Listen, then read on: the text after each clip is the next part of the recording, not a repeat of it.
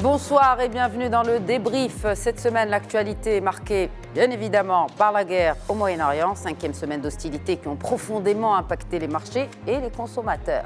Avec une hausse notable des prix à la pompe et bien sûr le Maroc n'y échappe pas. À ce sujet, le Conseil de la concurrence tente de relativiser avec une note qui indique une répercussion partielle pour le gasoil, mais plus élevée pour l'essence, et aussi avec des similitudes dans les ajustements tarifaires entre opérateurs. C'est ce qu'on pouvait lire donc dans cette dernière note du Conseil. Les syndicats, eux, dénoncent un marché peu concurrentiel et une pression directe sur vous et moi, pauvres consommateurs. À l'international, le ton change aussi. Donald Trump hausse la voix face à l'Iran et met la pression sur ses alliés. Rien de nouveau, vous me direz. Et aussi, c'est OTAN qui continue d'encaisser. Au Proche-Orient, Israël durcit sa législation et le débat bascule là aussi sur une ligne très sensible. Tour d'horizon complet et percutant de l'actualité à travers les déclarations phares de ceux qui la font. Et ce, avec mes invités. On sent la tension monter d'un cran en Iran, mais c'est géopolitique, mais aussi dans le portefeuille des ménages. Nous en discutons donc avec mes invités. Bonsoir, Mostafa Srimi. Bonsoir. Bienvenue. Merci à vous. Nous avons aussi avec nous le consultant fondateur d'HBA Consulting, Hicham Ben Saïd Alaoui. Bonsoir. Bonsoir, merci beaucoup pour l'invitation. Merci à vous de répondre à nos questions. À vos côtés, notre expert de relations internationales, si toutefois il en existe encore. Bonsoir, Fed Botal. Bonsoir et merci pour l'invitation aussi. Merci à vous. Avant de parler de relations internationales, et d'ailleurs ça coule de source, c'est le cas de le dire, on va parler un peu de cette nouvelle hausse à la pompe, deuxième en 2 semaines au Maroc. Et puis, on voit qu'aujourd'hui, les réactions, que ce soit des associations de droits du consommateur, mais aussi du syndicat national du pétrole et du gaz. Et on va commencer avec cette déclaration de son secrétaire général, Hossein Yamani, qui relève des déséquilibres profonds du secteur qui sont le résultat de choix politiques. Plusieurs indicateurs montrent un alignement troublant des prix à la pompe. Cela intervient aussi en parallèle de cet avis du Conseil de la concurrence. D'abord, une lecture, avant d'analyser ce verbatim, Mostafa Srimi, d'abord un commentaire sur cet avis du Conseil de la concurrence sur les prix à la pompe. Et pourquoi maintenant ? Le Conseil de la concurrence est dans une situation difficile. Difficile du fait que sa marge de manœuvre est extrêmement réduite, on le sait. Il faut rappeler que le précédent directeur général du Conseil de la concurrence a été limogé. Oui. Eh oui, il a été limogé, donc il y a 3 ans de cela à peu près, pour avoir donné une lecture intéressante, pertinente, juste, d'une entente qu'il y avait entre les sociétés d'hydrocarbures. Son successeur est dans une position de frilosité. Il sait quels sont les centres de décision économique réels et il sait que sa marge de manœuvre est extrêmement réduite. Question, y a-t-il ou non entente encore qui perdure entre les sociétés pétrolières? Il y a l'interpellation au secrétaire général du syndicat national du pétrole et du gaz. Le sentiment général des citoyens maintenant, c'est qu'il y a une entente et qu'il n'y a pas suffisamment de volontarisme politique pour mettre fin à cette entente. Première observation. Deuxième observation, ceci. Les augmentations qui ont eu lieu, évidemment, sont liées à un environnement international et donc à un envol des prix énergétiques du fait de la guerre contre l'Iran. Mais juste pour rappel, en totalité, c'est une hausse de 35%. Donc une hausse de 2 dirhams au début, le 16 mars, ça a commencé. À la moitié du mois de mars, oui. Et une autre hausse, en tout cas sur le gasoil, d'1,50 dirham cette semaine, donc au 1er avril. Et ce n'était pas un poisson d'avril, c'était bel et bien réel dans les pompes, dans les stations-service marocaines. Le syndicaliste que vous avez cité, donc, c'est Yamani a raison sur ce point-là. Il ne faut pas que la consommation et les citoyens soient une variable d'ajustement d'une mauvaise politique énergétique. Pourquoi ? Parce que si l'on veut réellement respecter le discours officiel qui est celui d'un État social, C'est ça la problématique. On nous dit qu'il y a un État social. Oui. Il y a une politique sociale, c'est une politique sociale qui est démentie par les augmentations que vous avez relevées avec une augmentation de 35%. 35%, c'est une augmentation automatique et ça pénalise fortement, évidemment, le pouvoir d'achat des citoyens, des opérateurs, des professionnels, etc. Il serait nihiliste de ne pas donner toute la bigger picture, dans le sens où l'État intervient sur le gaz, en l'occurrence, et sur l'électricité, qui est fournie en grande partie aussi à travers la consommation de ce même gaz qui a augmenté de plus de 50% sur les marchés. Le ministre du Budget, hier, d'ailleurs, a donné ce chiffre. Ça coûte à l'État, pour la hausse des prix de l'énergie, 1,7 milliard de dirhams chaque mois. J'allais le dire, je m'emploie souvent à donner une information équilibrée. Oui. Voilà la première partie. La deuxième partie, c'est vrai que les charges sont de plus d'1 milliard. Le détail a été donné, notamment pour la bouteille de gaz, notamment pour l'essence, etc. Mais je formule cette conclusion. Cette augmentation de 35% des prix des hydrocarbures est une occasion pour l'État de faire des surprofits. Comment ? Ah non, il faut que je m'explique. Les surprofits, c'est quoi? C'est au niveau des taxes. Il y a la TVA de 10% sur le nouveau prix, donc, et il y a une taxe intérieure à la consommation qui est à peu près de 30%, ça fait 40%. L'État gagne des recettes supplémentaires avec ces surprofits, pénalisant le pouvoir d'achat des consommateurs et des citoyens. Voilà ce qui est problématique. Ce qui aussi permettrait aussi d'éponger les hausses des autres produits qui sont compensés par l'État, pour ne citer que le gaz. Je vais m'arrêter sur une autre déclaration. Cette fois, elle est de la Fédération nationale des propriétaires, commerçants et gérants des stations-service au Maroc. Et d'ailleurs, on a l'impression à vous écouter que vous faites un peu le plaidoyer de cette fédération. Vous allez comprendre pourquoi, professeur Srimi, enfin maître Srimi aussi. La hausse appliquée mi-mars est disproportionnée au regard du contexte international. Les distributeurs font primer leurs profits sur la sécurité énergétique nationale. Comprenez mieux pourquoi je... Eh bien, mais est-ce que ça peut être démenti? Est-ce que le gouvernement et le ministère du Budget peuvent dire qu'il n'y a pas de surprofit au niveau de la perception des taxes que j'ai évoquées, TVA 10% et la taxe intérieure sur la compensation? Ils ne peuvent pas le dire. Mais là, on parle des distributeurs, pas de l'État. Ouais. Hicham Ben Saïd Alaoui, commentaire. Je voudrais rebondir sur 3 aspects. D'abord, il est de notoriété publique que nous avons plutôt un faible niveau de stock disponible. Les chiffres avancés par la ministre, c'était cette semaine, dans une interview accordée à nos confrères d'Express, où elle affirme que nous disposons d'un stock de 47 jours de gasoil et 52 jours ou 53 jours d'essence. Mais une analyse très basique de ces chiffres, que je respecte, fait état d'une consommation rapide, parce qu'on a tôt fait de consommer 45 jours, ou 30 jours, ou 60 jours, on a tôt fait de les consommer. Et vu l'initiation et le démarrage de la crise en Iran depuis quelques semaines déjà, il est tout à fait rationnel de considérer que les stocks que nous avions acquis pas cher il y a quelques mois ont été consommés. Et là, nous sommes rentrés dans le dur de la consommation de stocks qui coûtent plus cher. Avec des surprofits. Permettez-moi de vous interrompre. Vous avez parlé de stock de 45 jours. C'est un chiffre officiel qui est quand même problématique, parce qu'il y a d'autres sources qui donnent moins, mais en retenant le discours les sources officiel. aussi ont besoin de preuves, Mustafa Srimi. On ne peut pas dire que ces chiffres avancés par le gouvernement ne sont pas les chiffres réels. Chiche qu'une commission parlementaire fasse un rapport précis sur la situation des stocks. Je retiens pour le raisonnement les 45 jours de stock. Ça veut dire que les surprofits ont été faits sur des stocks de 45 jours. Mais j'aimerais juste préciser quelque chose. En parlant de surprofit, vous avez évoqué des taxes, notamment la TVA et la TIC, sur la consommation intérieure. La TVA, qui était à 7%, qui a été rehaussée à 10%. Et je pourrais juste ouvrir une parenthèse en disant que, puisque les coûts ont augmenté, il n'y aura pas forcément de surenchère en termes de volume consommé. Et donc, ce qu'on devrait avoir un impact positif en prix, beaucoup de gens devraient moins consommer en volume. Et pourquoi je vous parle de ça?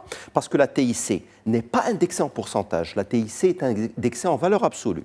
Très doctement, de 2,42 dirhams par litre de gasoil et de 3,76 dirhams par litre d'essence, de super. Et donc, basiquement, on ne peut pas parler de surprofit fiscal, puisque dans le contexte actuel, on peut décemment anticiper une baisse des volumes consommés, parce que le budget des ménages n'est pas extensible à l'infini. Ceux qui consommaient peut-être 60 litres pour un déplacement vont essayer de rogner pour consommer 45 litres. Non, mais il y a tous les transports. Que représente finalement la consommation des ménages dans la consommation globale du carburant au Maroc? Mais la TIC... Là, il y a une question aussi à tout à fait, c'est légitime. Mais la TIC ne va pas augmenter juste parce que les prix ont augmenté. La TIC a un montant fixe, les fameux 2 dirhams 42 que j'ai évoqués, 3 dirhams 76, que le litre soit vendu à 40 dirhams ou à 3 dirhams, on paie le même volume. Elle n'est pas indexée au prix. Elle est indexée sur des quantités, et elle est par litre. Donc sur la TIC, la résultante fait les 40%, c'est-à-dire 10% de TVA plus à peu près 30% de TIC, mais ce n'est pas un pourcentage. Donc juste pour être tout à fait clair, disons que le surplus fiscal, très rationnellement, c'est 10% multiplié par le surcoût, c'est-à-dire peut-être 4 dirhams ou 3 dirhams 50, et c'est à peu près 4% de plus, sur lesquels on peut très largement disserter, et peut-être qu'une partie a été réallouée aux subventions de transporteurs et d'autres, mais en tout cas c'est un débat recevable, mais pour moi moins recevable sur la TIC, beaucoup plus sur la TVA. Le troisième sujet que j'aimerais évoquer, pour moi, je rejoins un peu professeur Srimi sur ça, quand on fait le tour, on se balade à Casa, Rabat, dans n'importe quelle ville, je pense que les prix se ressemblent. Et lorsqu'on voit que des prix sont similaires, on peut se dire, c'est quelque part normal. Ils s'approvisionnent tous, puisque nous sommes importateurs nets des mêmes sources, ils ont à peu près les mêmes coûts de structure, ils paient à peu près pareillement leur force de vente et leur force administrative. Donc on peut décemment, logiquement, considérer qu'un prix final qui converge soit quelque chose de recevable. Mais, et c'est là où pour moi il y a le nœud gordien de l'histoire, je pense qu'il manque peut-être un levier d'anticipation des prix. Moi, en tant qu'usager, en tant que consommateur, j'apprécierais qu'on me dise le prix marocain est sensible à l'évolution du baril à l'international. Et donc, si vous voyez en vous réveillant le matin que le baril atteint tel niveau, attendez-vous à une hausse de tel pourcentage pour qu'on puisse piloter. C'est-à-dire, on avait fait une émission vendredi, on avait disserté après l'émission, et on ne savait pas, quelques jours avant, s'il y aurait une hausse d'1 dirham, de 30 centimes, de 2 dirhams, de 3 dirhams. Il est assez difficile de piloter. Moi, ce que j'appellerais de mes voeux, c'est une corrélation, c'est une courbe de sensibilité. Si vous voyez que ça fait 1 000 $, ça va faire tant. Si vous voyez que ça fait 80 $, ça va faire tant. Et je pense que ça va aller dans le sens de l'anticipation. Mais pour épiloguer rapidement, nous sommes importateurs nets, nous subissons des intrants. Il serait complètement illogique de voir des prix exploser à l'international et que nos prix n'explosent pas dans un contexte où ce n'est plus compensé. Bien sûr, non, mais ce n'est plus compensé, c'est la libéralisation aussi depuis 2015. Mais là, ce sont les stations-service qui relèvent qu'il y a un marché verrouillé par les grands distributeurs. C'est-à-dire, là, on peut aussi se poser une question, au-delà du fait qu'on soit transparent sur les futures hausses, il y en aura certainement, parce qu'on voit que, de toute façon, et on va y revenir, la guerre n'est pas près de se terminer, et ça évolue très vite. De toute façon, le président Trump l'a confirmé, ça devrait durer au moins 3 semaines. En tout cas, les 3 semaines, c'est sûr que les hostilités vont continuer, sauf miracle.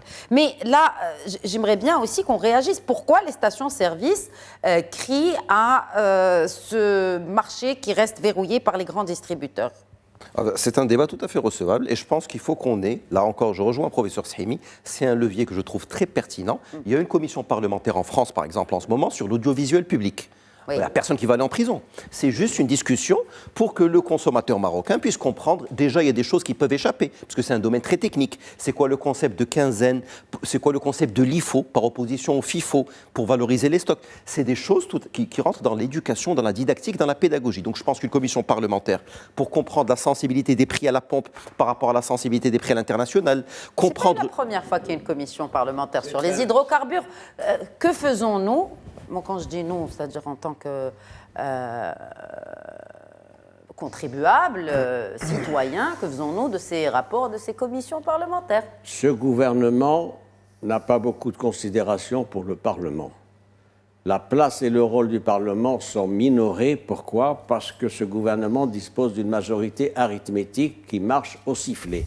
Je vais vous donner un exemple. Voici quelques mois, il y a à peu près 8-9 mois, il y avait eu l'importation d'ovins, vous savez, d'Espagne en particulier. Oui, à hauteur, avec un marché de 12 milliards de dirhams. Il faut le rappeler à nos téléspectateurs. Oui. Ces 12 milliards de dirhams ont été utilisés donc, et octroyés à 22 importateurs. 22 importateurs, de certains, la grande majorité la grande majorité d'entre eux relevaient des partis qui forment la majorité actuelle et quelques-uns de l'opposition. Eh oui, pour le dosage. Eh oui, pour le dosage, pour faire taire les gens, il faut le dire, tous les spectateurs le savent. Il y a eu une demande faite par l'opposition, à bon droit, d'une commission parlementaire d'enquête. C'est prévu par la Constitution. Qu'a répondu le gouvernement? Non, pas de commission parlementaire d'enquête, mais une mission d'information. Je vous pose la question, qui a des nouvelles de cette mission d'information qui a été proposée par le gouvernement? Personne. Voilà la gouvernance. Voilà la gouvernance et la Fédération nationale des associations du consommateur qui alerte encore une fois, c'est leur rôle, hein, que le consommateur marocain ne peut pas être la variable d'ajustement. Alors, si je peux me permettre rapidement, j'allais dire oui et non, parce que nous sommes aussi tenus à des contraintes vis-à-vis de bailleurs de fonds internationaux, notamment le FMI, qui appelle également une décarbonation et une transition énergétique. Donc déjà, quelqu'un comme le FMI, en tant que personne morale, ne voit pas d'un très bon œil le fait de subventionner les équipements supposément polluants, parce que dans leur logique un peu plus occidentale-centrée, il faudrait faire une transition vers du renouvelable. Et ce qui, vu... Ce que le Maroc fait. Oui, mais à notre rythme. À son rythme, tout certes. À fait. Parce que... À son rythme, certes, avec ses moyens aussi. Mais est-ce qu'on peut demander, parce que vous faites bien de le relever, même dans le rapport de Standard & Poor's, dans sa dernière notation qui est positive pour le Maroc, très positive, oui. Stagnante mais positive, oui.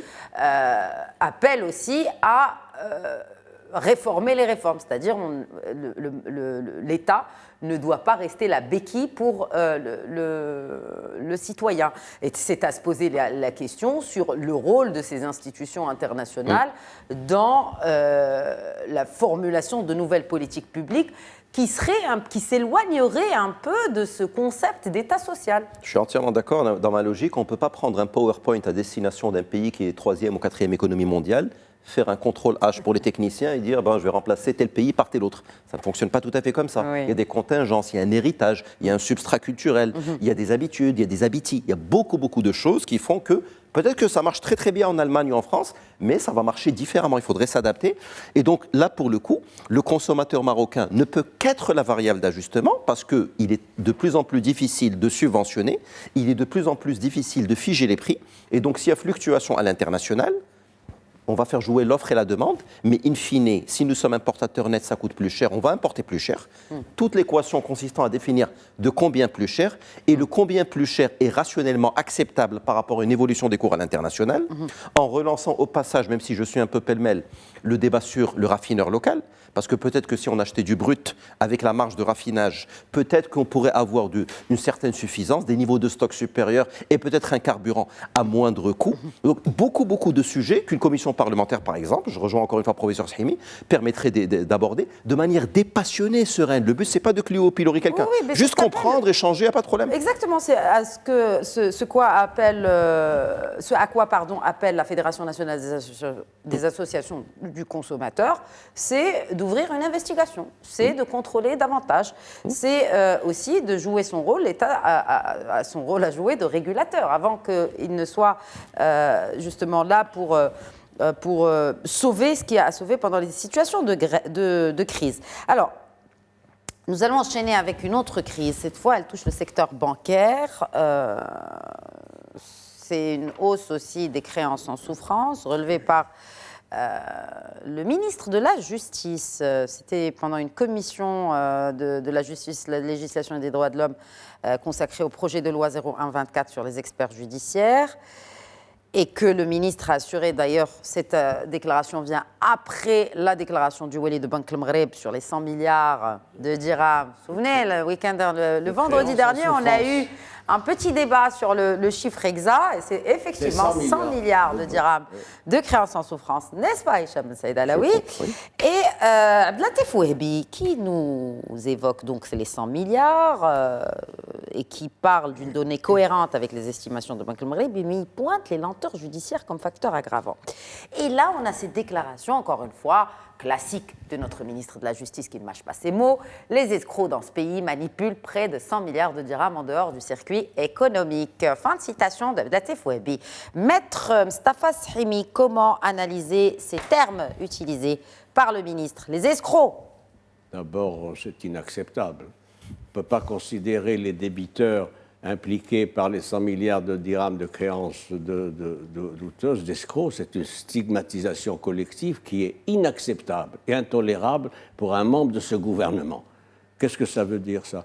Ça veut dire qu'il y a des dizaines de milliers de personnes qui sont impliquées, qui pâtissent de cette situation de créances douteuses, et ce sont des escrocs. Ben, enfin, de quoi parle-t-on?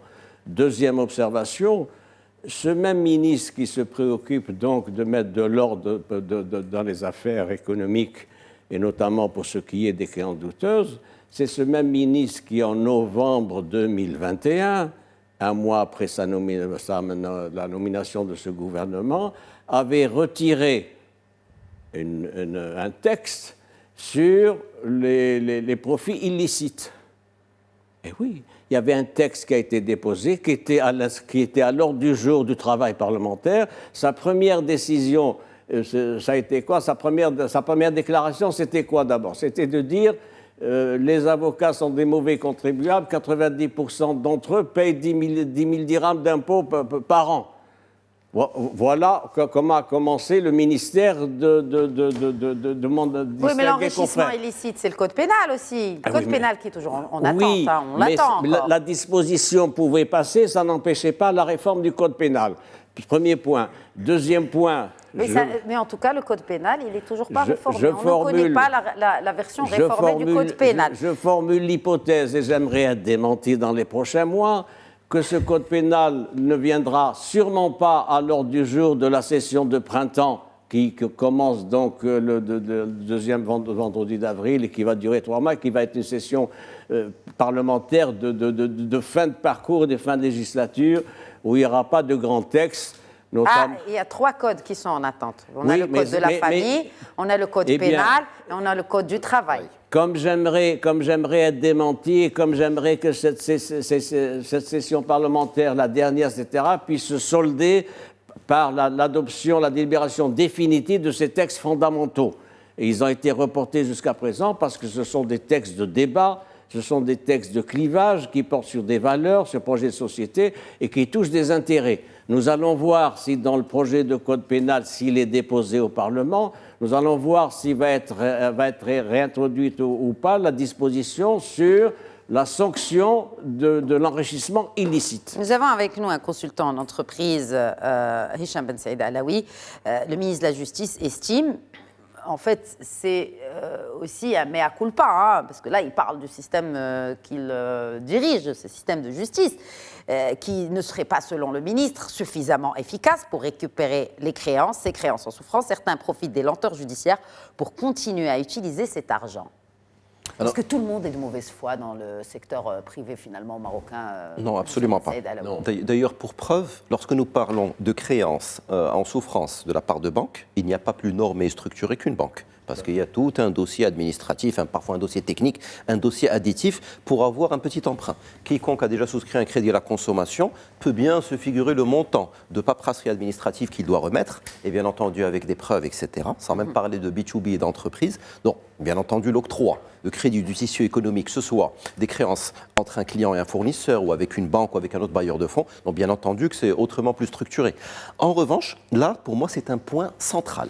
Là, je suis très très content que ce point soit évoqué parce que, pour synthétiser, lorsque vous avez une banque qui prête de l'argent à quelqu'un, disons à 5%, les 5%, ce n'est pas une vue de l'esprit, ils viennent de quelque chose. C'est d'abord le coût auquel la banque achète son argent auprès de Banque El Maghreb.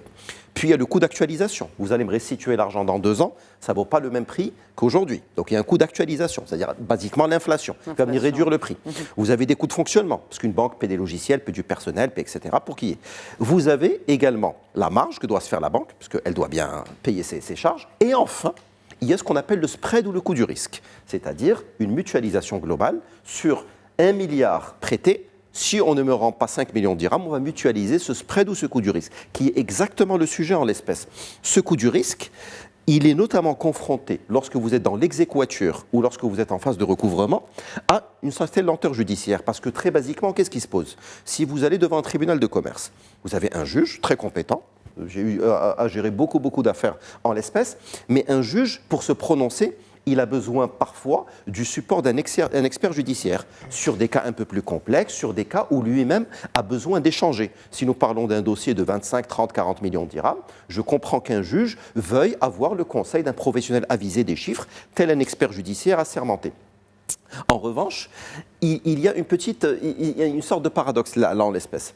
Si vous avez un expert judiciaire qui est appelé à se prononcer sur parfois des cas de litige complexes, ça peut prendre un certain temps pour qu'il puisse se figurer le sujet. Comme de l'autre côté, si vous voyez les montants en jeu par rapport à la pression qui peut être mise pour avoir un verdict rapide, parce qu'il est question de cash, de trésorerie, il faut que les entreprises continuent à tourner, tout ceci me fait dire que je pense qu'on devrait peut-être changer de paradigme. Je respecte beaucoup les experts et ils ont tout à fait leur place dans la résolution des conflits. Mais moi, j'aimerais beaucoup m'inspirer de ce que font, par exemple, les anglo-saxons, qui sont très bons en la matière. C'est un collège d'anciens, d'expérimentés. Par exemple, là, je profite de la présence, le professeur Shimi, expert dans son domaine, par exemple dans les litiges maritimes, le professeur Shimi, avec tout son vécu, on ne veut pas le vieillir, mais avec tout son vécu de quelques décennies de carrière, peut-être dans le domaine bancaire, dans le domaine assurantiel, aller demander l'arbitrage et la médiation de profils reconnus, réputés, qui ont leur âge, qui ont leur nom, ça devrait dans certains cas permettre, avec des clauses compromissoires, d'aller beaucoup plus vite que si on allait devant un tribunal. Et vous l'avez beaucoup dans le système anglo-saxon, dans les séries que vous voyez, il y a des négociations pré-tribunal, etc. Ce n'est pas parce qu'ils n'ont pas confiance dans le système de justice, c'est juste pour aller vite. Et vous avez quelqu'un qui a 75 ans, par exemple, et qui a fait 50 ans de litige bancaire. Si vous lui soumettez un cas, il est capable de répondre plutôt vite et plutôt bien, et ça permettrait d'avancer. Donc, on a déjà établi ce genre de médiateur, ce qu'on appelle les médiateurs. Il faut l'accord des deux parties, c'est pareil. Il faut que les deux soient d'accord. Ça n'est pas général. Ça n'est pas général. Ça reste donc marginal. Aller devant un tribunal, je comprends un juge, on lui demande de statuer en quelques jours, quelques semaines sur 40 millions de dirhams, par exemple. L'expert aussi, on lui demande de sortir un rapport sur 40 millions de dirhams. Il lui faut du temps, c'est tout à fait légitime. Sinon, on pourrait l'accuser de bâcler un peu son travail. Et je pense qu'il faut des leviers alternatifs. Mais effectivement, vous avez parfois des professionnels aguerris qui vont devant un tribunal, ça peut prendre du temps. Et lorsque vous avez le couteau sous la gorge, vous avez des gens à payer, vous avez parfois des évictions, vous avez une pression de trésorerie, et bien entendu, le temps ressenti n'est pas tout à fait le temps biologique. Et là, pour vous, un jour devient une catastrophe, 3 semaines devient un temps infini. Alors qu'il faut se mettre aussi à la place d'un tribunal qui doit gérer ce genre de cas, qui doit gérer des litiges familiaux, qui doit gérer beaucoup de choses. Et donc, je pense qu'il faut peut-être aussi changer de paradigme et d'approche, consolider ce qui est fait, qui est bien, qui est objectivement bien, mais il faut consolider par d'autres leviers. Oui, c'est un peu pieux. Parce que voilà un ministre qui est en fin de mandat, qui se réveille pratiquement, donc en avril 2026, pour dire « Ah, il y a certains qui profitent des lenteurs judiciaires ». Que n'a-t-il pas fait cela au début de son mandat pendant des années? Il a eu 4 ans et demi de mandat pour apporter des mesures opératoires pour cette problématique. Mais si nous avançons honnêtement sur un sujet structurel, depuis que j'ai commencé à travailler, c'est un sujet structurel. Si on avance dessus, honnêtement, ce sera vraiment très bien, si on arrive à... Quand vous dites « on », il n'y a pas que le ministère de la Justice qui est concerné. Clairement. Il y a aussi les banques, il y a aussi la CGEM, les autres représentants du secteur privé. C'est quand même un travail collégial, mais qui doit se faire peut-être de manière beaucoup plus inclusive pour qu'il y ait des alternatives viables et acceptables, réalisables sur le terrain, c'est-à-dire acceptables par toutes les parties. Et c'est là peut-être aussi où la machine pourrait coincer. Elle grince déjà. Si vous permettez, il manque du volontarisme politique. Encore. Eh oui, mais nous y voilà. C'est-à-dire une capacité de décision, de régulation et d'arbitrage. Est-ce que vous pensez que la Banque centrale va manifester des résistances pour la réforme dans ce secteur-là? Pas du tout. C'est une banque centrale qui, bien au contraire, est en première ligne pour restructurer ce secteur-là, etc. Ce qui manque, c'est la volonté politique de ce gouvernement d'apporter des mesures pour ce dossier qui est en instance depuis des années. Et pour rentrer sur mon cercle vertueux, pour ne pas dire un peu utopique, si le coût du risque baisse, parce qu'on est un peu meilleur en prévention du risque et on est un peu meilleur en résolution des différends lorsqu'ils surviennent, si le coût du risque baisse, nous allons tous et toutes emprunter moins cher, parce que le coût du risque aura baissé. Pour ça, je rappelais aussi la structure des taux d'intérêt. Et donc, aller dans ce sens, pour moi, me semble une très bonne nouvelle. Si c'est mené à terme, honnêtement, ce serait une super nouvelle. Exact, si c'est mené à terme. Nous allons ouvrir le chapitre international. Il y a un intervenant qu'on n'a pas entendu, mais qu'on va entendre beaucoup maintenant, parce qu'on va ouvrir ce chapitre brûlant de la guerre en Iran, ou j'ai envie de dire de la guerre qui oppose Israël et les États-Unis d'un côté et l'Iran de l'autre, avec bien sûr des dommages collatéraux sur toute la région du Moyen-Orient. Personne n'est épargné, on l'a vu encore, même après ce discours très attendu du chef de l'État américain, il y a eu ce pont qui a été ciblé en Iran, et puis l'Iran qui répond qu'ils vont viser plusieurs ponts vitaux dans les pays du Golfe. Alors, Donald Trump, dans son discours, s'il y avait vraiment une phrase à retenir, une des phrases phares à retenir, c'est qu'il promet des frappes extrêmement dures contre l'Iran.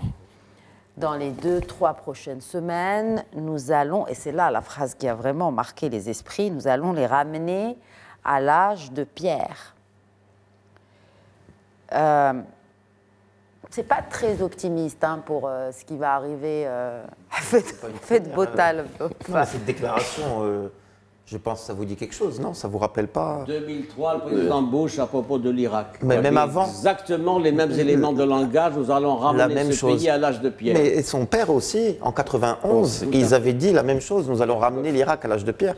Et ils avaient dit ça pour l'Afghanistan avant de se rétracter en disant qu'ils étaient déjà à l'âge de pierre. À l'époque, c'était en 2001, les talibans. Mais réellement, c'est toujours les mêmes éléments de langage qui reviennent. C'est vraiment la volonté d'annihiler l'adversaire, et c'est ce qui est aujourd'hui mis en avant, en attendant de voir les résultats concrets de cette politique d'annihilation. S'ils n'aboutissent pas à ce que souhaite Donald Trump, c'est-à-dire une capitulation des gardiens de la Révolution, c'est ce qu'il veut, eh bien, viendra la phase de négociation, parce que Donald Trump le sait très clairement, il le dit, et d'ailleurs, une des phrases marquantes véritablement de ce discours, c'est « le détroit d'Ormuz se libérera tout seul ».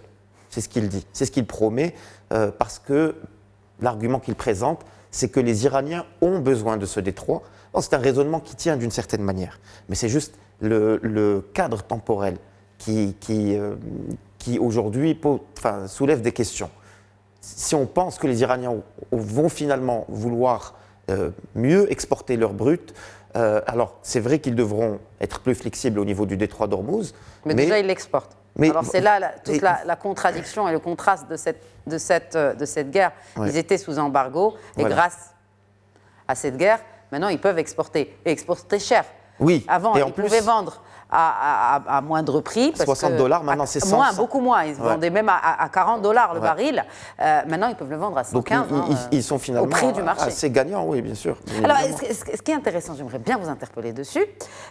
Quand vous avez parlé de l'Irak et des éléments de langage utilisés par l'ancien président américain George Bush sur l'Irak et aussi sur l'Afghanistan, est-ce qu'on pourrait transposer aussi cette déclaration à la confirmation à demi-mot ou subtilement du président américain d'une opération au sol? Si oui, où? Est-ce qu'elle va se limiter à l'île de Karg ou on pourrait s'attendre à une opération au sol sur l'ensemble du territoire iranien? Alors il y a 2 navires de guerre qui ont été dépêchés sur place qui laissent croire que les Américains préparent une intervention au sol. Ce sont des navires qui sont spécialisés dans les interventions amphibies. Donc c'est l'USS Tripoli et l'USS San Diego. Donc ça laisserait croire que les Américains préparaient une intervention au sol. C'est comme quand ils ont déplacé l'Armada. Finalement, ce n'était pas qu'un élément de pression. Ils ont finalement passé à l'acte. Donc peut-être que c'est ce qui se passe. Ce ne serait pas pour une invasion proprement dit, puisque ce qui s'était passé et en Irak, les 2 fois, et en Afghanistan, et ce qui avait été tenté au Vietnam, c'était d'arriver jusqu'à la capitale, le centre du pouvoir, et de le prendre. Donc là, pour prendre Téhéran, il n'y a pas assez d'hommes. On se souvient qu'en 2003, il y avait 500 000 hommes qui avaient été dépêchés sur place par les États-Unis, en plus des autres troupes dépêchées par les Alliés. On se souvient qu'à l'époque, beaucoup de pays membres de l'OTAN avaient aidé les États-Unis et nombreux membres de l'OTAN aussi. Donc aujourd'hui, on n'est pas dans ce volume de troupes sur place. On parle de 17 000 hommes. Le magazine Le Point avait relevé 17 000 hommes mobilisables du fait des bâtiments de guerre dans les environnants. Et donc 17 000 hommes, ce serait peut-être pour prendre l'île de Karg, peut-être aussi rester au niveau du détroit d'Ormuz, parce qu'on rappelle que l'île de Karg, elle est quand même à plusieurs centaines de kilomètres au nord du détroit d'Ormuz. Ce n'est pas le même endroit. Peut-être ce serait véritablement pour libérer, ou en tout cas mettre une présence militaire américaine sur le détroit d'Ormuz. Parce que, véritablement, se retirer de cette guerre, même si Donald Trump fait le pari qu'à un moment ou un autre, le détroit d'Ormuz se libérera de lui-même parce que les Iraniens auront besoin de rétablir le commerce mondial, de rétablir une certaine stabilité mondiale. Mais même avec ce pari-là, que les États-Unis se retirent en laissant, même pour quelques semaines, les Iraniens sur le détroit d'Ormuz, vraiment, on est dans le scénario que j'avais déjà évoqué ici. Vous m'aviez dit vous-même, Khadija, que j'exagérais, mais pas nécessairement. C'est le scénario de la guerre de Suez. C'est-à-dire que vraiment, on se retire en concédant une victoire politique, même si sur le terrain il y avait eu une défaite militaire de l'armée égyptienne en 1956, mais c'était la victoire politique, c'est qu'ils ont laissé le contrôle du canal de Suez à Nasser, au colonel Nasser, et donc aujourd'hui ça sera à peu près la même chose. Quels sont les points communs? Les points communs, c'est que... Ils contrôleraient quoi? Parce qu'ils ont perdu le contrôle du détroit d'Ormuz. Non, mais c'est ça, c'est ce que je dis, les Iraniens... Les Iraniens vont contrôler le détroit d'Ormuz. Et donc on est dans pourrait, comme le canal de Suez, devenir payant. Comme le canal de Suez, voilà, et donc finalement c'est une victoire considérable pour les ayatollahs. Et est-ce que finalement rentrer dans cette guerre pour concéder aux ayatollahs une victoire aussi importante, à qui profite le crime, je dirais, et peut-être que là-dessus, c'est l'objectif de ces deux navires de guerre dépêchés, c'est d'empêcher, même si Donald Trump le dit, et on sait que Donald Trump a eu des déclarations assez contradictoires sur ce conflit, mais c'est de, tout en prêchant dans son discours que finalement le détroit d'Ormuz est secondaire, que ça n'impacte pas directement les États-Unis et qu'il se libérera de lui-même, préparer en parallèle une opération surprise sur l'île de Keshm, qui est une île assez importante, qui fait à peu près 2000-3000 km², donc bien plus importante que l'île de Karg, et une autre île à côté qui s'appelle l'île de Arak, et donc installer des troupes américaines pour libérer la façade entre ces îles et le côté à Oman et aux Émirats, donc qu'il y ait un axe maritime qui soit empruntable par les navires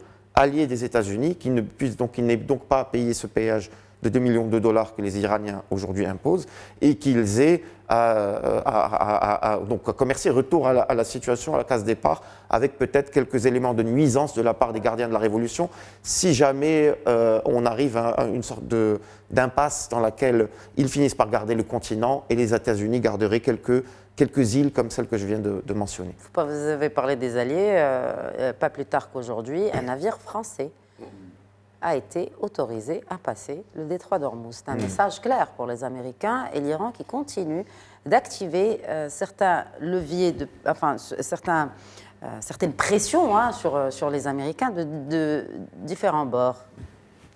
Quelle est la symbolique de ce message de laisser passer un navire français et pas les autres? C'est que l'OTAN est divisée. Voilà. Eh oui. Voilà, qu'est-ce que vous appelez par l'OTAN est divisé? C'est l'OTAN hors États-Unis. Ils n'ont pas l'air d'être divisés hors États-Unis. Il y a un gros problème aujourd'hui entre la politique les États-Unis et le reste de l'OTAN. Le reste de l'OTAN et en particulier la France. Maintenant, je vais vous poser une question, si vous le permettez. C'est mon rôle, mais... Non. De temps en temps, vous savez que je dérape. Non, pas du tout. Vous dérogez à certaines règles. Voilà. Qui peut me citer une guerre qui a été gagnée par les États-Unis? Quand même, 1945, le Japon. Après cette décennie. Bon, il y a eu la Corée. C'est vrai que depuis la Corée, il n'y en a pas eu. Non, mais ce n'est pas une guerre qui a été gagnée. C'est vrai, elle n'a pas été gagnée. C'est une guerre qui a duré 3 ans, de 1950 à 1953, avec le fameux général MacArthur, et ça a fini par quoi? La partition Corée du Nord. Ça finit par un cessez-le-feu. Il n'y a pas de traité de paix donc, entre la Corée du Nord, malgré l'importance de l'investissement américain. Est-ce qu'il y a eu un succès militaire américain ailleurs? Regardez ce qui s'est passé en Iran. Il y a eu 230 000 militaires américains qui ont investi l'Irak pendant des années. Oui. En Irak, ça donne. Est-ce qu'il y a eu un succès en Afghanistan? Non. Pas du tout. C'est ça qui me paraît intéressant dans l'historique des interventions américaines donc, dans le monde. Autre point aussi, les Américains ont une certaine culture stratégique que j'ai eu l'occasion d'étudier en d'autres circonstances. Pour eux, faire la guerre, c'est binaire. Ils sont le bien et l'adversaire, ce n'est pas un adversaire, ce n'est pas un ennemi, c'est le mal. Ils fonctionnent comme ça. Et toute la structure essentielle de la culture stratégique américaine, c'est d'éliminer et d'écraser, d'anéantir donc l'adversaire. Autre point aussi, quelles sont maintenant les possibilités offertes à l'administration Trump? Au départ, elle avait des objectifs de guerre. On le sait, c'était changer le régime, c'était le nucléaire, et c'était donc... les missiles, les proxys. Les proxys, voilà, c'était une opération donc contre l'Iran, mais en même temps, de manière périphérique, contre les proxys. Quelle est la situation aujourd'hui? C'est une crise militaire qui a changé pratiquement de nature. Elle est devenue une crise énergétique majeure. Oui. Elle est devenue une crise également qui est appelée à durer et à perdurer, ce qui n'était pas dans les calculs d'état-major américain aujourd'hui. En parlant d'état-major américain, c'est quand même important de le signaler, c'est Pete Hegseth qui vire, qui remercie, qui appelle le chef d'état-major des armées pour qu'il démissionne, et donc pour le remplacer, l'armée de terre. Voilà. Et donc, pour le remplacer, au même moment, on voit que l'OTAN ne bouge pas d'un iota, et malgré les appels incessants et répétés du président américain, mais aussi de son secrétaire d'État, Marco Rubio, si l'OTAN nous empêche d'utiliser ses bases pour défendre les intérêts américains, alors l'OTAN est à sens unique. Alors pourquoi en faisons-nous partie? C'est pour ça que vous parliez tout à l'heure, Mustafa Sahimi, de division au sein de l'OTAN. Il va falloir réexaminer cette relation, c'est au président de décider. Le président aussi qui confirme qu'il n'a jamais été convaincu par l'OTAN. J'ai toujours su que c'était un tigre de papier et Poutine le sait aussi. Oui. Et je me disais, là oui, un commentaire. Déjà, j'aimerais revenir très rapidement sur un mot en 3 lettres qui a été évoqué dans une déclaration du président Trump, c'est le fameux LES, L-E-S. C'est accessoirement et incidemment 90 millions d'êtres humains qui n'ont rien demandé. Et je suis très curieux de savoir les fameux LES ramenés à l'âge de pierre. On parle de qui?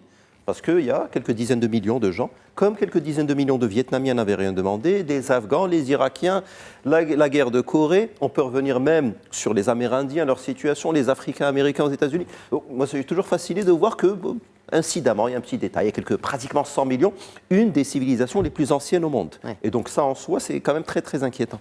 Et surtout, dans ces millions, il y a beaucoup qui désiraient réellement que le régime change. Oui. Sincèrement, parce que c'est pour leur bien. Et lorsqu'on en revient à une autre déclaration, par exemple, quelle est la valeur ajoutée? Parce qu'on parle de relations, on parle de bijectivité dans les relations. Quel intérêt géopolitique voyez-vous à évoquer les potentiels déboires conjugaux d'un président de la République dans un pays européen? À quoi ça sert? Je pense que quand on est dans un front, il faut choisir ses adversaires et il faut également essayer de consolider autour de soi. Et donc, pour en revenir à ça, là, ça m'évoque une autre déclaration. À la création de l'OTAN, on avait dit c'est un organisme qui a été mis en place pour garder les États-Unis à l'intérieur, pour garder la Russie à l'époque, avant l'Union soviétique, à l'extérieur, et garder les Allemands sous tutelle, parce que c'était l'héritage post-Seconde Guerre mondiale, et donc post-nazi. Donc le simple fait d'évoquer Poutine, alors qu'on connaît le sous-jacent derrière la création de l'OTAN, c'est éviter que l'URSS ne prenne ses aises, et éviter qu'il y ait un front interne au sein des pays occidentaux, pour qu'il n'y ait pas une catastrophe bis, comme il y a pu y avoir sous l'Allemagne hitlérienne. Et donc là, on a l'impression que c'est une sorte de strapontin pour servir des intérêts. Vous savez, on a besoin de base, on doit y aller. Donc, si vous n'êtes pas avec nous, vous êtes contre nous. Et là, je rejoins beaucoup professeur Sahimi sur ça. Cette binarité qui m'a toujours fasciné. Il y a d'un côté les gentils, de l'autre côté les méchants. Il y a ceux qui nous aident et ceux qui ne nous aident pas deviennent nos ennemis. Est-ce qu'ils peuvent... Pardon, excusez-moi, ce n'est pas une confirmation, ce n'est pas une affirmation. Est-ce que l'OTAN peut devenir l'ennemi des États-Unis L'OTAN sachant que la semaine prochaine, le secrétaire général de l'OTAN va se rendre à Washington. C'est le porte-parole de l'OTAN. Sur ces deux sujets, il y a une dette morale du monde occidental envers les États-Unis. Parce que s'il n'y avait pas l'intervention américaine, et là encore j'ouvre une parenthèse, on se gargarise de la fin de la Seconde Guerre mondiale, mais c'est aussi Hiroshima, Nagasaki, des photos d'enfants pas très vêtus qui ont subi les affres du lancer d'une bombe H, et on le présente au gré de certains films hollywoodiens comme un exploit retentissant pour les biens de l'humanité. Donc là, pour le coup, je pense qu'il y a une dette morale de beaucoup de pays européens envers les États-Unis, qui leur ont rendu un fier service, sinon ils seraient peut-être encore empêtrés sous les affres ou le joug de dictatures autrement moins racontables. Et deuxièmement, lorsque vous avez les intérêts suprêmes de la première puissance économique mondiale, au bout d'un moment, toutes les contingences géopolitiques deviennent dispensables. Et donc là, pour le coup, les Américains qui s'adressent à leur audience, c'est-à-dire MAGA, qui n'ont pas envie de voir leurs enfants mourir au front, on a quelques décès dans les rangs américains, peu évoqué par le président Trump, et donc ça, la base MAGA ne comprendrait pas. Le galion, si vous allez faire votre plein, il coûte plus cher, vous allez avoir de l'inflation, il y a l'ICE qui a été un peu suspendu, donc il y a un front interne qu'il convient de gérer, et je pense qu'on doit le gérer de manière beaucoup plus structurée, en choisissant ses ennemis, en n'ouvrant pas plusieurs fronts en même temps, et également en renvoyant de la lisibilité. Parler de 2 à 3 semaines, lorsqu'on est des États-Unis, peut être surprenant, parce que dans l'imaginaire et dans l'inconscient, le fantasme collectif, c'est des gens qui peuvent vous prévoir l'issue d'une guerre à l'heure près. Ouais. 2 à 3 semaines de guerre, honnêtement, ce n'est pas forcément très rassurant quand on voit certaines déclarations. Pas très rassurant aussi quand on voit certaines déclarations, certaines lois qui sont votées, notamment sur la peine de mort, alors que beaucoup de pays dits démocratiques et du Nouveau Monde sont en train d'éliminer. Il y a de grands plaidoyers pour éliminer ces lois sur la peine de mort. Voici qu'en Israël, on adopte un texte qui instaure la peine capitale, mais pas pour tout le monde, pour certains actes qui qualifieraient de terrorisme. C'est le ministre israélien de la Sécurité nationale, Itamar Ben-Gvir, qui parle de cette loi comme si c'était la loi la plus importante adoptée ces dernières années. On va avoir une autre déclaration, cette fois du chef de l'opposition, Yair Lapid. Cette loi ne renforcera pas la sécurité d'Israël, ne fera que nous isoler davantage sur la scène internationale. Un autre député, cette fois un député arabe de la Knesset, Ahmad Tibi, qui parle d'une loi raciste qui cible en pratique uniquement les Palestiniens, institutionnalise un système judiciaire à 2 vitesses. Et enfin, le haut-commissaire des Nations Unies aux droits de l'homme, qui parle d'un crime de guerre, si cette loi venait à être appliquée. On va rappeler que Ben-Gvir a célébré le vote de cette loi Hafez Boutaleb, tandis que Tsahal et l'armée israélienne est en train de pilonner le sud Liban, de pilonner aussi plusieurs cibles en Iran. Côté politique, on avance des pions très dangereux. Alors, Itamar Ben-Gvir, c'est le fondateur du parti d'extrême droite ultra-radical qui est Otzma Yehudi, c'est-à-dire le pouvoir juif, ouais. En Israël. Et c'était une des promesses, de toute manière, c'était un des chevaux de bataille de l'extrême droite israélienne, faire appliquer la peine de mort aux Palestiniens, aux prisonniers palestiniens. Pourquoi Volker Turk parle d'un risque Volker Turk, donc le haut-commissaire des Nations Unies aux droits de l'homme. Il parle pourquoi ? Parce que c'est faire appliquer, c'est exécuter des prisonniers de guerre. Et donc, ça reviendrait donc à commettre un acte, un crime de guerre. Parce que l'exécution de prisonniers de guerre, c'est oui. Un crime de guerre. Oui. Et donc pourquoi ? Parce qu'il parle explicitement, ce document, cette loi qui a été adoptée. Alors, il faut attendre que la Cour suprême de l'État d'Israël la valide, oui. Parce qu'elle contient une distinction en soi entre citoyens israéliens de confession juive et citoyens israéliens qui ne sont pas de confession oui. Juive, qui sont d'appartenance ethnique arabe. Oui. Et donc, elle cible la population arabe israélienne, 20% de la population totale israélienne. Oui. Ils sont donc arabes, musulmans, chrétiens, mais détenteurs d'un passeport israélien. Et elle cible bien évidemment la population Cisjordanie. Ça pose aussi problème parce qu'en ce moment en Cisjordanie, ceux qui commettent des actes qui sont de nature terroriste, c'est-à-dire aller s'attaquer à des civils chez eux, dans leur logement ou dans leur... les colons israéliens. Voilà. ceux qui commettent ces actes-là, qui s'apparentent à des actes terroristes, ce sont les colons israéliens aujourd'hui. Mais ils ne sont pas concernés par cette loi. Évidemment qu'ils ne sont pas. Parce que ce n'est pas du terrorisme qu'ils font. D'ailleurs, ils sont même protégés par l'armée israélienne. Voilà, la définition du terrorisme dans cette loi, c'est explicitement porter atteinte à l'État d'Israël, uniquement. Toute action qui porte atteinte, qui est de nature terroriste, ne porte pas atteinte à l'État d'Israël, comme ce que font les colons aujourd'hui en Cisjordanie, elle n'entre pas sous le coup de cette loi. Et donc c'est une loi qui est injuste, qui ne correspond pas à la constitution israélienne. On attend de voir la position de la Cour suprême, et on sait qu'aujourd'hui la Cour suprême est un peu plus acquise au Likoud, donc au parti au pouvoir en Israël. Peut-être qu'elle fera passer cette loi, peut-être pas, mais en tout cas c'est un pas déjà très inquiétant pour l'avenir d'Israël, et en tout cas l'avenir de la population musulmane, arabe, dans ces territoires occupés. Mustafa Srimi, pour le juriste que vous êtes, commentaire sur cette loi. C'est un problème, au fond, qui est civilisationnel. L'État d'Israël se veut une démocratie exemplaire dans un environnement régional considéré comme donc répressif, autoritaire, etc. Voilà cet État démocratique donc qui se propose maintenant et qui vient de voter une loi sur l'application de la peine de mort donc pour ce qui est des Palestiniens. C'est extrêmement important. Alors c'est gravissime, pourquoi ? Parce qu'on n'a jamais vu une telle stigmatisation pénale d'une catégorie de population dans un État où ceux qui sont là et qui risquent d'être poursuivis sont des citoyens israéliens avec un passeport israélien. On n'a jamais vu ça. C'est une aberration totale et une monstruosité juridique et pénale qui doit être condamnée.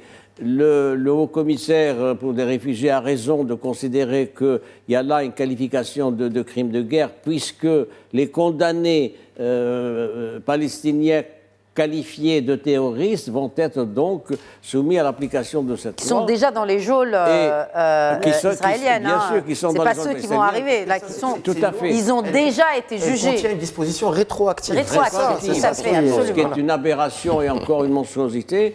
C'est l'honneur de cette Cour suprême israélienne de mettre de l'ordre dans cette loi et de la retoquer, et on va voir ce que ça va donner. Et puis il y a la communauté internationale qui doit se mobiliser. Qu'est-ce que ça veut dire, ça ? Au moment où il y a un mouvement général pour ce qui est de l'abolition de la peine de mort avec des moratoires, etc. Exact. Voilà un État donc qui dit tout de go, nous allons rétablir la peine de mort pour certaines catégories de prisonniers. Et pour Yair Lapid, c'est important. Pourquoi ? Parce que chaque exécution fera l'objet d'une couverture internationale et fera avancer, évidemment, la cause palestinienne, fera augmenter la conscientisation internationale autour de la cause palestinienne. Ce n'est pas quelque chose qui arrange. Et que ça dessert l'État d'Israël. Oui, bien évidemment. Chaque exécution sera... Aujourd'hui, l'armée israélienne tire sur les Palestiniens, ça passe inaperçu. Mais là, chaque exécution ne passera pas inaperçu. Alors qu'ils veulent changer le régime en Iran qui exécutait les gens sur la place publique. C'est une faillite historique morale pour l'État d'Israël. Oui, exactement. C'est l'aveu d'échec ultime parce que, normalement, on doit s'attaquer aux mots MAUX sous-jacent qui conduirait à une arrestation qui serait passible de peine de mort. Ça, la plupart des pays structurés l'ont compris en disant, s'il y a par exemple, j'ouvre une parenthèse qui n'a rien à voir avec l'État en présent, s'il y a beaucoup de criminalité par exemple, il faudrait travailler sur l'équité sociale, il faudrait travailler sur un certain nombre de mécanismes législatifs, etc., pour éviter qu'il y ait moins d'agressions à main armée comme on peut avoir par exemple en Amérique latine, et donc autant d'exécutions et davantage un aveu d'échec du pouvoir en place qu'autre chose. Et vous avez beaucoup de pays où la peine de mort est officiellement non encore abrogée, mais qui n'est pas pratiquée depuis quelques décennies. Là, en l'espèce, venir et affirmer tout de go que c'est une des plus grandes avancées depuis des décennies que d'instaurer cette loi, c'est un aveu d'échec politique, mais terrible. Merci beaucoup, merci de nous avoir suivis. Très bonne soirée, excellent week-end à tous.